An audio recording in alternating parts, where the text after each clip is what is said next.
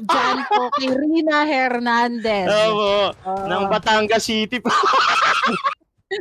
Kasi yung lucky sharer natin ay bibigyan ni Ma'am Rina Hernandez ng Kabuhayan Showcase. Ayan. Wait, there's more. But wait. Yung magbibigay po ng electric fan dito at saka ng freezer yan Princess po. T-Rex. Si Princess T-Rex naman yung magbibigay. Okay. Talagang Paskong-Pasko na talaga. Ramdam na. Ayan. At ito na nga, naramdaman na rin ang pagka-down. Nawala na ata si Magnus. Sayang beshi nawawala yung electric fan kung maliit dito eh. Papakita ko sana yung mapapanalunan eh. Ano ba yun? Baka yun yung yung ganun lang, yung handy. Hindi, standard yung ganito. Standard talaga. Bakit?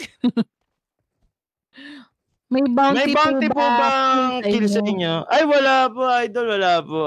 Kaya dapat wag niyo po akong babarilin, no? Gawin niyo akong tropa, pagkakaibigan tayo dito. Wag niyo kami puntahan. Gawa kayo sarili niyo. Meron din po bang pag-ibig showcase? Gusto mo ba? Gusto mo ba? Parang meron kaming mga dito. Handa. Ang mananalo po ngayon ay merong